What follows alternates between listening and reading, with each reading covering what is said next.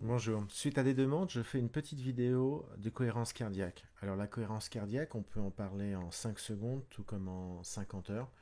Je vais faire le choix de 2-3 minutes. En même temps que je vais en discuter, je vais vous parler de ces logiciels où on se pose de plus en plus de questions, donc de biofeedback. Voici un capteur que je vais mettre sur le lobe de mon oreille. Ça, c'est une courbe précédente. Pendant 5 minutes, j'ai suivi le rythme de cohérence cardiaque en inspirant 5 secondes et en expirant 5 secondes. Je vais en faire un en même temps que je fais la vidéo. Évidemment, les sinuosidales ne seront pas aussi impeccables parce que je vais vous parler en même temps et comme vous voyez, je dois expirer pendant 5 secondes et inspirer lorsque le curseur bleu monte durant 5 secondes. Donc en tout, au bout d'une minute, je fais 6 respirations. 5 secondes d'inspiration, 5 secondes d'expiration. Et à ce rythme-là, je suis en cohérence avec le cœur. Donc, qu'est-ce que l'activité de cohérence cardiaque? C'est inspirer par le nez 5 secondes, expirer par le nez 5 secondes, ce qui correspond à 6 respirations par minute. Et on le fait pendant 5 minutes. Et on essaie de le faire 3 fois par jour. Euh, les références francophones en cohérence cardiaque, c'est pour moi David Auer. Et donc, je fais parler de certains passages de son ouvrage 365. Et ce logiciel, je l'ai acheté sur cohérenceinfo.com. Et en vous disant tout ça, je ne touche rien, je n'ai aucun lien, aucune activité avec eux et je ne suis pas du tout en train de faire de la publicité. Je vous partage plutôt mon expérience. Voilà. Donc là, vous voyez que mes courbes ne sont pas du tout linéaires, régulières. Je devrais faire des belles sinuosidales avec beaucoup d'amplitude. C'est quoi l'idée? En fin de compte, en respirant d'une certaine manière, on arrive à impacter notre cœur et notre cœur impactera notre cerveau, entre autres, notre système nerveux autonome. Alors le système nerveux autonome, il a deux branches. Il y a la sympathique qui permet l'action, la colère, le combat, et la parasympathique qui est plutôt le freinage, repos, détente.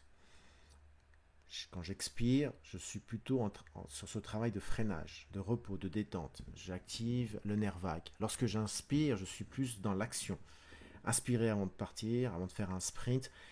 Et lorsque vous êtes fatigué, vous allez plutôt expirer. Lorsque j'inspire, j'active plutôt le nerf cardiaque. Donc inspiration nerf cardiaque, expiration nerf vague. Tout ça fait qu'en respirant de manière équilibrée, à un certain rythme, comme un cheval de Troie, j'arrive à atteindre le système nerveux autonome qui est par définition autonome et donc normalement je n'arrive pas à manipuler, à impacter.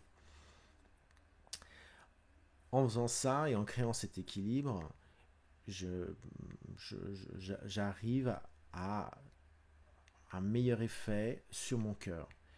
Et l'idée est d'avoir de plus en plus ample variabilité, ce qui m'amène en cas de stress, de choc exogène, d'événements, d'avoir une capacité à accélérer ou à ralentir.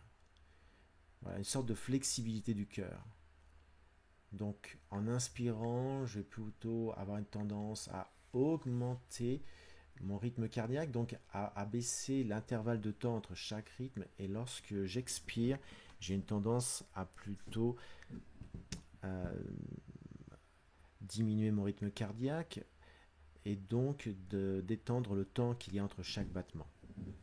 Et lorsque dans 10 minutes, un quart d'heure, je serai surpris par un klaxon ou quelque chose me fera peur, mon cœur va réagir avec beaucoup plus de flexibilité à ce type de choc. Lorsque vous êtes stressé, vous êtes automatiquement plus dans un état à être très surpris et à réagir, à surréagir par rapport à ce type d'événement. Voilà. Donc là, je tente d'augmenter ma variabilité cardiaque. Alors, il faut savoir que en respirant d'une certaine manière, on impacte le cœur. Le cœur est à la fois une machine qui produit des hormones, qui a ses propres neurones, qui va communiquer avec le cerveau. En pratiquant la cohérence cardiaque, vous maîtrisez plus la sécrétion de cortisol, qui est l'hormone du stress,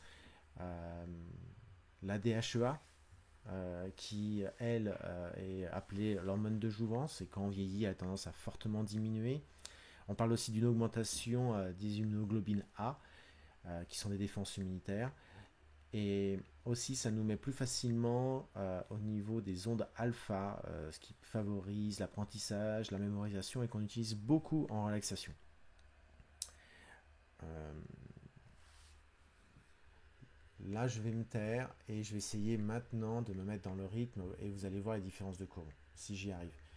Là, vous voyez, il y a mon rythme cardiaque et nous en sommes à 4 minutes. Là, je suis dans le rouge, donc là, j'y vais.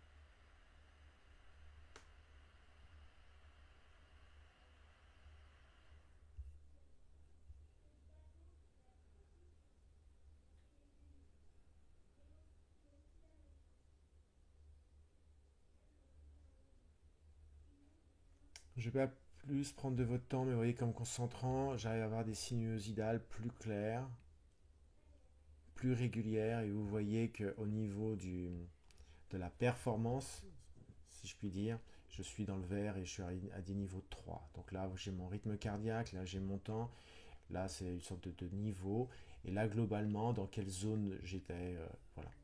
Évidemment, quand vous regardez le tout début, je parlais, vous voyez, les à-coups. Voilà. C'est très intéressant lorsque c'est fait régulièrement. Est-ce qu'il faut l'acheter pour faire de la cohérence cardiaque en tant que particulier? Je ne pense pas. Maintenant, pour des gens qui encadrent des personnes comme thérapeute en relaxation, psychologue, coach sportif, très important pour le sport. Évidemment, quand on a un système nerveux autonome équilibré, et c'est l'objectif de la cohérence cardiaque, automatiquement, sa capacité à la récupération est beaucoup plus importante. Voilà. Si vous avez des questions, n'hésitez pas en commentaire. Et je vous souhaite un très bon équilibre de votre système nerveux autonome. Au revoir.